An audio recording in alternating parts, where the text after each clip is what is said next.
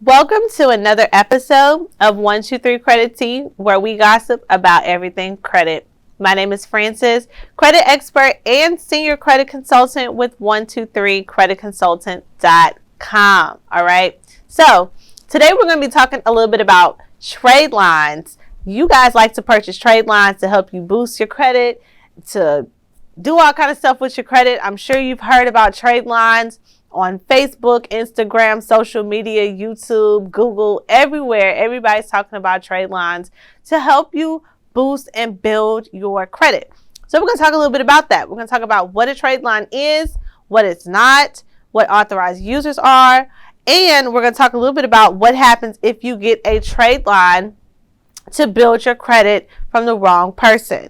Now, keep in mind that you can always join our show by applying to join our virtual studio audience by clicking on the link associated with this video somewhere in the description. Okay, you'll be able to RSVP to come on live to be a part of our live studio audience, where you're able to ask questions during our Ask a Credit Consultant segment. And of course, you can enjoy behind the scenes things that's going on with the show as well. All right, so we're going to hop right into today's episode, and the show starts in 5, 4, 3, 2, 1.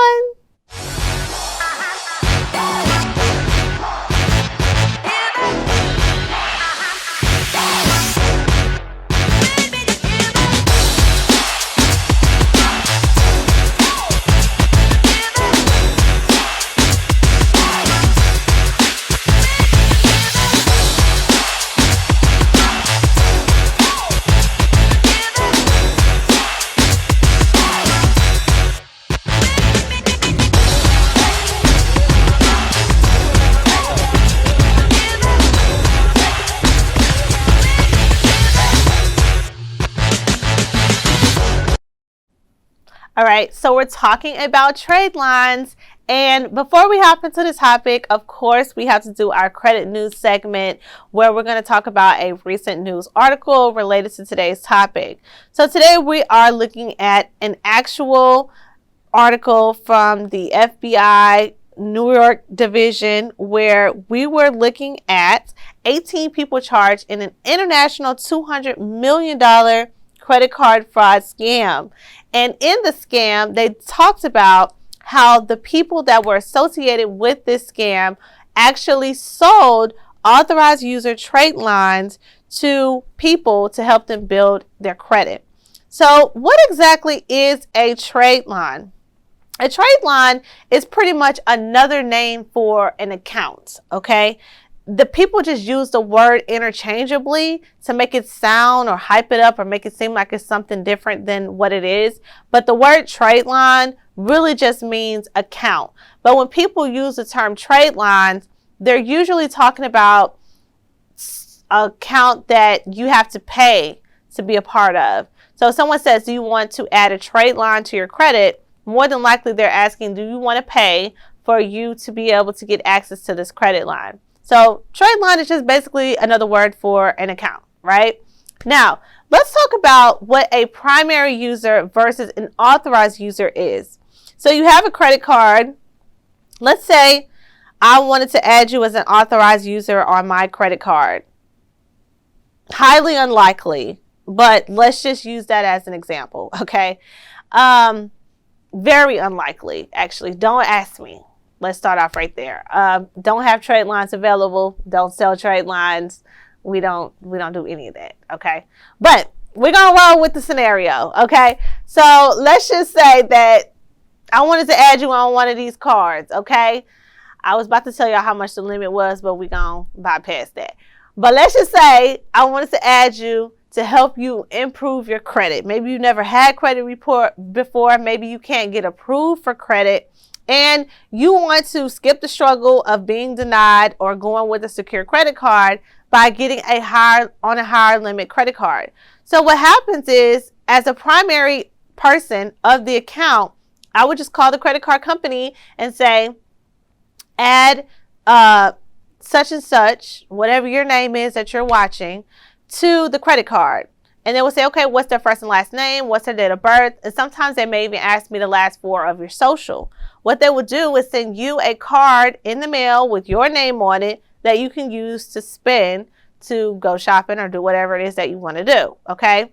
But the end result, the whole purpose of that is for you to get that actual credit line reported on your credit report. So it will show that you have an American Express with a $50,000 credit line, with a balance of whatever my balance is, and with whatever my payment structure or history is, that will be on your credit report. So imagine, here it is, your low credit, right? You don't have any credit cards at all. And then all of a sudden, boom, you got $50,000 credit line, American Express. You balling, okay? And so now your credit score going to start going up. Obviously, you went from, starting from the bottom to now you here. So what you have to do, what you have to understand is that you actually get access to that credit line, the whole credit line. You get to use it how you want. Now, the drawback to that is if I decide to not pay that credit card bill anymore, it's also going to be reflected on your credit report that I didn't pay the bill. If I pay late, it's going to be late on your credit. If I max the card out, it's going to be on your credit. You see where I'm going with this? So anything that happens with the primary user, it also happens on the authorized user's credit as well. Now, of course, you can always take yourself off. You can just call them and say, I don't want to be a part of this anymore. They'll take you off. But that time that you were on that credit report with that account, that's still going to be on your credit report. It'll just probably say close. Okay.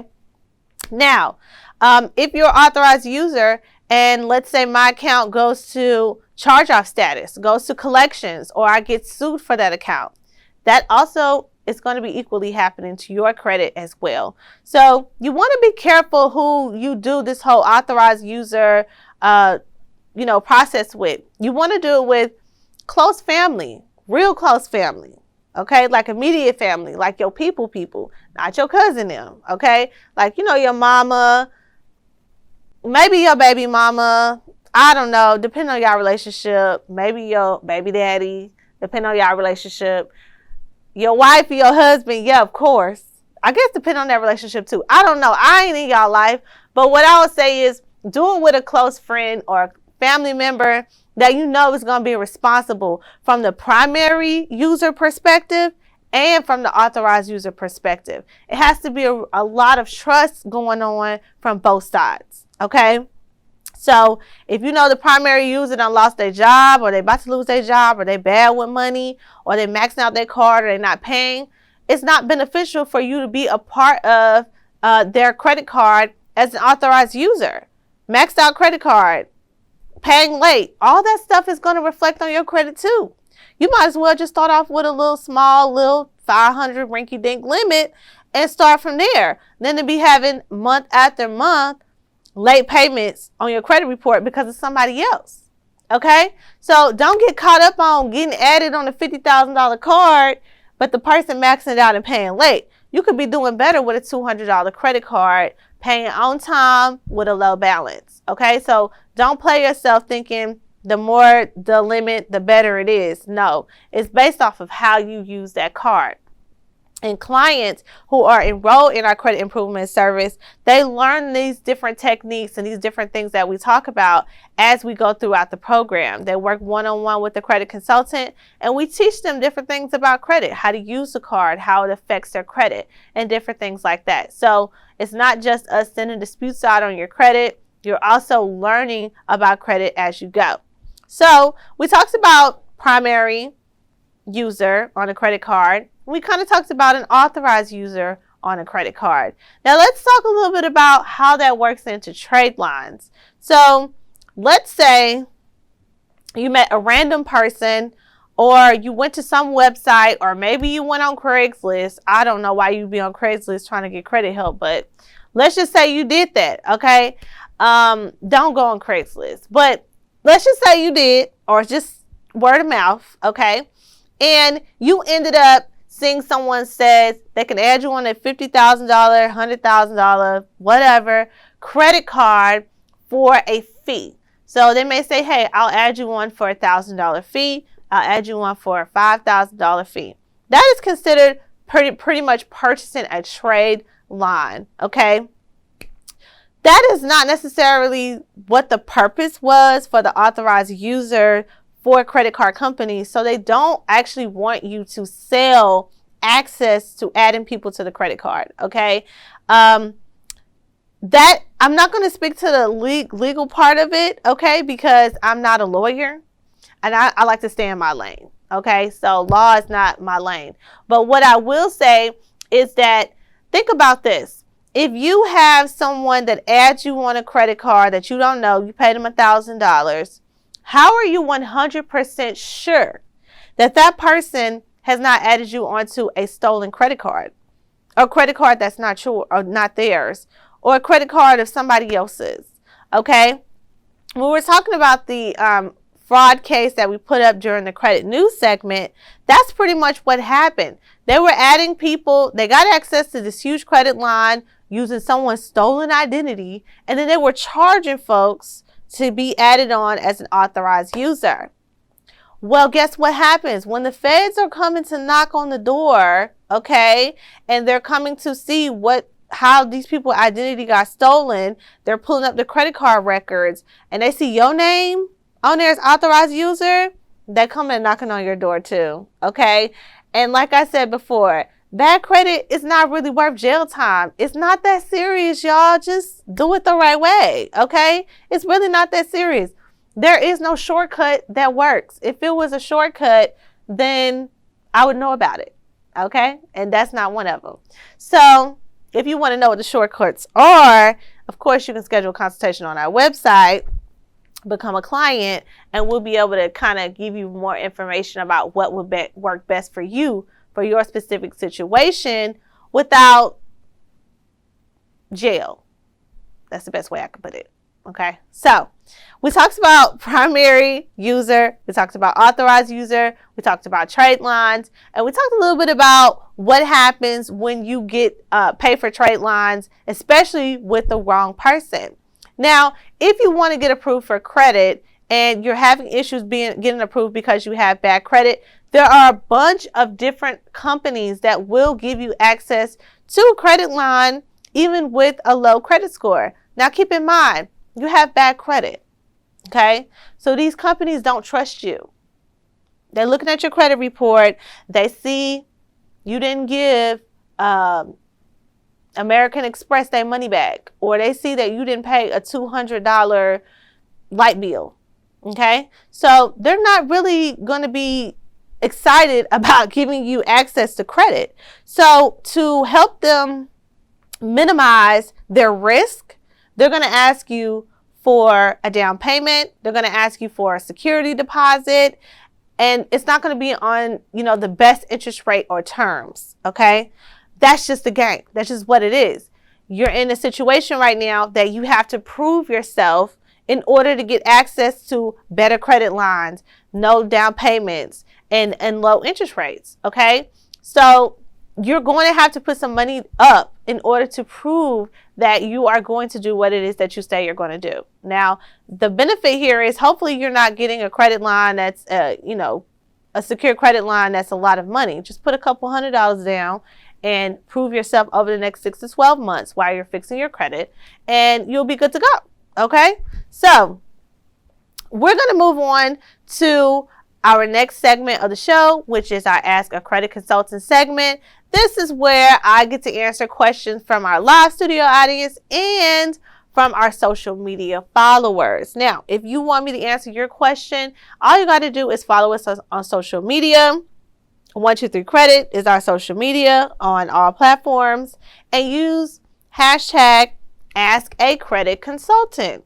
During the show, I will pop out my phone from the back of the couch like this here, and I would check for the questions, okay? And then I'll just answer them randomly right on the show. So you never know, I might answer your question. So our question today is coming from Jasmine. Hello, Jasmine. And the question is it normal for Comcast Cable to report to the credit bureaus? Is it normal? Yeah, it's normal. okay, let me put it like this.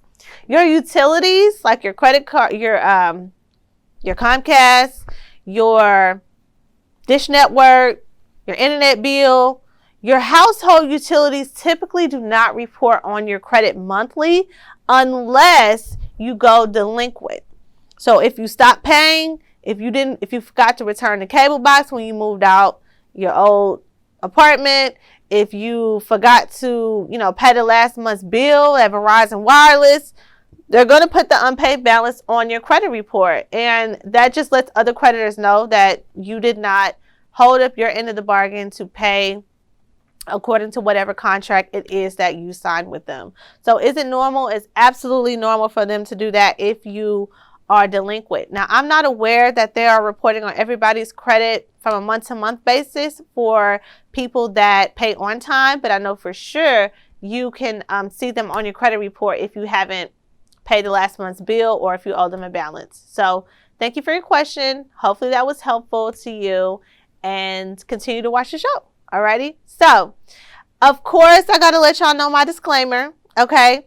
Every episode, I give you guys free information, general information, purposes only. Okay. So if you're wanting information for your specific credit situation, you want to head over to our website, 123creditconsultants.com, where you can schedule a free credit consultation and a free credit analysis.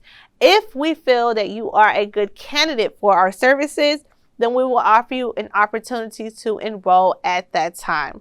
And last but not least, I always got something free for you, okay, for watching. And today's free goodie is our credit score booster guide.